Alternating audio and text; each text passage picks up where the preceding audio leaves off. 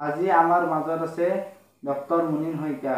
তেখেত বাপুজী মহাবিদ্যালয়ৰ বুৰঞ্জী বিভাগৰ অধ্যাপক তথা গুৱাহাটী বিশ্ববিদ্যালয়ৰ গৱেষণা তত্ত্বাৱধায়ক।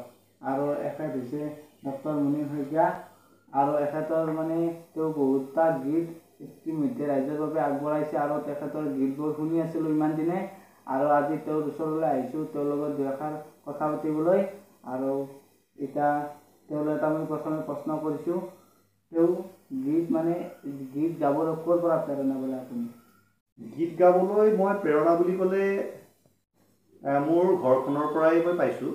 মোৰ জন্ম লখিমপুৰ জিলাৰ নাৰায়ণপুৰ অঞ্চলৰ মাধৱপুৰত। মোৰ দেউতা এগৰাকী কৃতি শিক্ষক আছিল, স্বৰ্গীয় মুনীন শইকীয়া।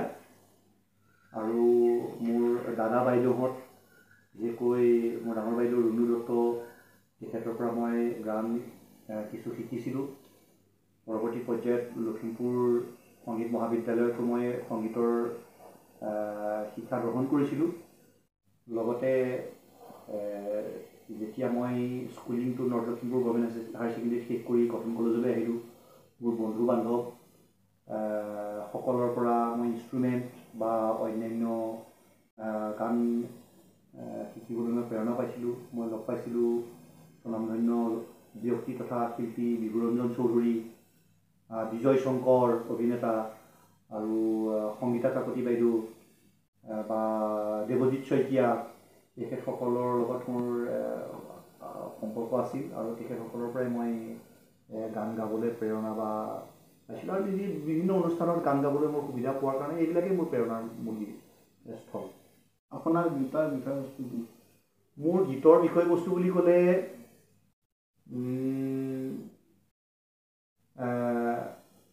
মানুহ আৰু প্ৰকৃতি।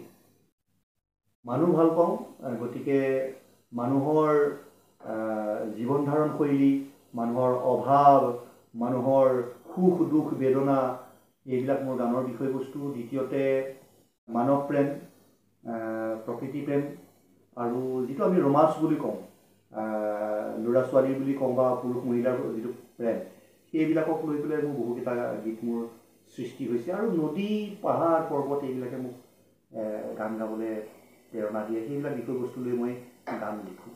মঞ্চত গীত পৰিৱেশন কৰিছেনে? মঞ্চত মই বহু জেগাত গীত পৰিৱেশন কৰিছোঁ। সৰুকালতে মই লখিমপুৰত মই পৰিৱেশন কৰাৰ উপৰিও পৰৱৰ্তী পৰ্যায়ত মই যেতিয়া কটন কলেজলৈ আহোঁ, তাতে মঞ্চত মই গীত পৰিৱেশন কৰিছোঁ। আৰু তাৰপিছত পুনা ইউনিভাৰ্চিটিলৈ গ'লোঁ।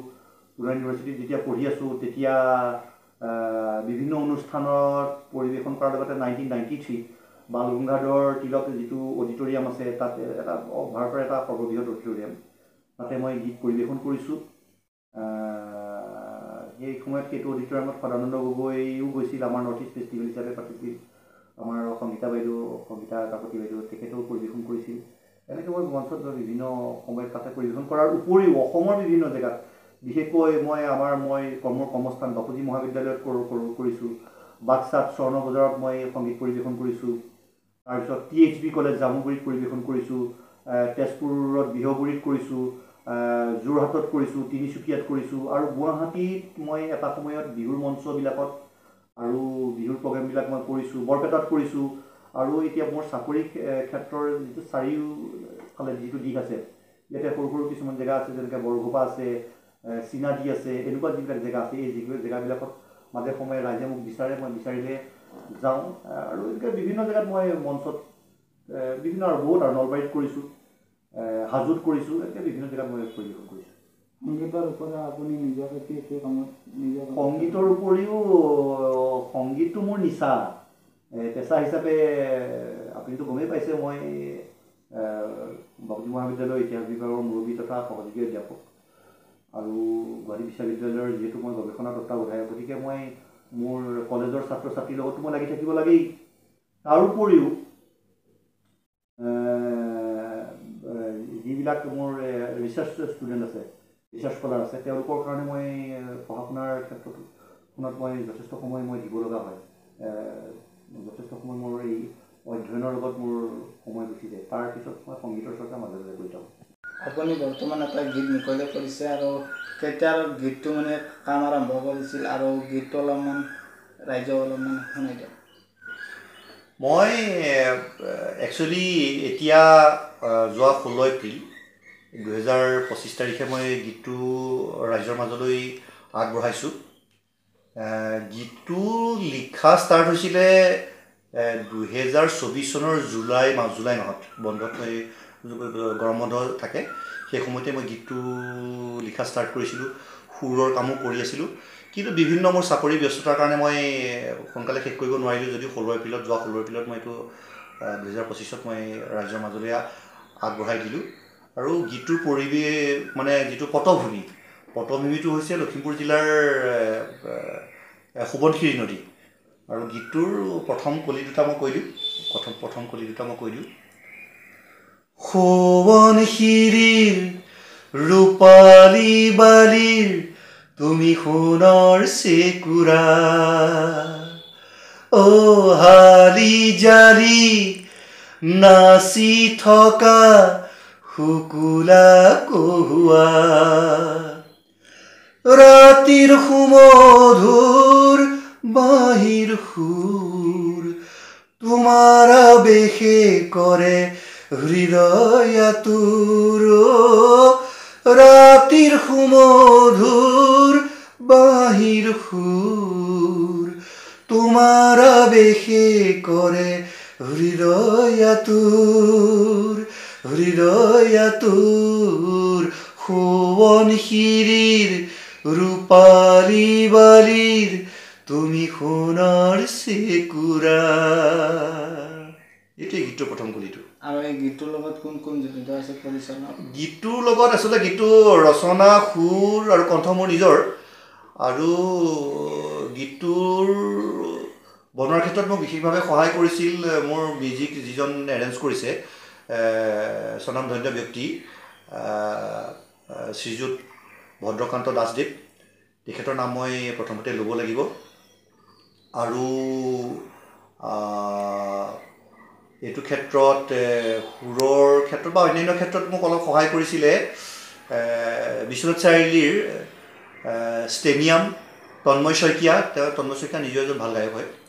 তন্ময় শইকীয়া, তাৰপিছত গুৱাহাটীৰ দীপম, এইকেইজন ব্যক্তিয়ে সহায় কৰাৰ উপৰিও মোৰ পৰিয়ালৰ সকলোজনে মোক উৎসাহিত কৰিছে, গীত গাবৰ কাৰণে প্ৰেৰণা দিছে। গতিকে আৰু ৰাইজৰ মৰম চেনেহ, এই সকলোবিলাকেই মোৰ প্ৰেৰণাৰ উৎস। এতিয়ালৈকে কেইটামান গীত আপুনি হেৰি কৰিছে? মইতো এনেৰে ইউটিউবত মোৰ প্ৰায় 8-9টামান গান অলৰেডি মোৰ আছে, ইউটিউবত আছে। তাৰে বেছিকেইটা মই নিজে লিখা, আৰু কেইটামান গীত দিগন্ত ভাৰতীয়েও লিখিছিলে, দিগন্ত ভাৰতীয়ে লিখা গীতো আছে। আৰু এনেৰে মঞ্চত মই নিজৰ গীতৰ উপৰি মই বিভিন্নজনৰ গীত গাওঁ। জিতুল সোণোৱাল তেখেতৰ গীত গাওঁ, জুবিনৰ গানো মই পৰিৱেশন কৰোঁ, বিশ্ববৰেণ্য ব্যক্তি ডক্টৰ ভূপেন হাজৰিকাদেৱৰ গীতো মই পৰিৱেশন কৰোঁ, ঋদীপ দত্তৰ গীত পৰিৱেশন কৰোঁ। সেই সকলোবিলাক গায়ক, গীতিকাৰ, সুৰকাৰ মোৰ বাবে অত্যন্ত পূজনীয়, শ্ৰদ্ধাৰ, আৰু তেখেতসকলক সন্মান জনাই মই তেখেতসকলৰ গীত মই পৰিৱেশন কৰোঁ অসমৰ বিভিন্ন জেগাৰ বিভিন্ন মঞ্চত। আৰু গীতটো ক'ত উপলব্ধ হ'ব? গীতটো আপোনালোকে মোৰ ফেচবুকত পাব, আৰু মোৰ ইউটিউবত আপোনালোকে যদি চাৰ্চ কৰে মুনীন শইকীয়া বুলি পেলাই, তেতিয়া মুনীন শইকীয়া সোৱণশিৰিৰ ৰূপালী বালিৰ সোণৰ চেকুৰা বুলি আপোনালোকে যদি চাৰ্চ কৰে, তাত মোৰ গোটেইকেইটা গীতেই আপোনালোকে উপলব্ধ হ'ব। আৰু মোৰ ফেচবুকত মুনীন শইকীয়া বুলি যদি আপোনালোকে চাৰ্চ কৰে, তাতো আপোনালোকে পাব গীত। আৰু এতিয়া আপোনালোকে মোৰ সাক্ষাৎকাৰ হৈছে, আৰু মই আশা কৰোঁ আপোনালোকৰ উৎসাহ, উদ্দীপনা, সহযোগিতা এইবিলাকৰ যোগেদিও মোৰ গীতটো ৰাইজৰ মাজলৈ গুচি যাব, প্ৰচাৰ হ'ব, আৰু ৰাইজৰ মৰম চেনেহ মোৰ অত্যন্ত প্ৰয়োজন। তেখেতসকলৰ মৰম চেনেহে মোৰ গীতৰ প্ৰেৰণা। গতিকে আপোনালোকৰ যোগেদিও বা বিভিন্ন নিউজ চেনেলৰ মাজেদি এতিয়া যাব মোৰ গীতটো, ৰাইজৰ গীতখিনি ৰাইজৰ মাজলৈ। গতিকে সকলো অসমবাসী ৰাইজক মই কৃতজ্ঞতা আৰু ধন্যবাদ জ্ঞাপন কৰিছোঁ, শ্ৰদ্ধা নিবেদিছোঁ। আৰু সকলোৱে গীতটো এবাৰ শুনিব, আৰু লগতে আজিৰ ভিডিঅ'টো এইখিনি আছিল। সকলোৱে ভিডিঅ'টোক চাই কেনেকুৱা বোলে এটা ধুনীয়াকৈ কমেণ্ট কৰিব, আৰু ভিডিঅ'টো সকলোৱে শ্বেয়াৰ কৰিব। ধন্যবাদ।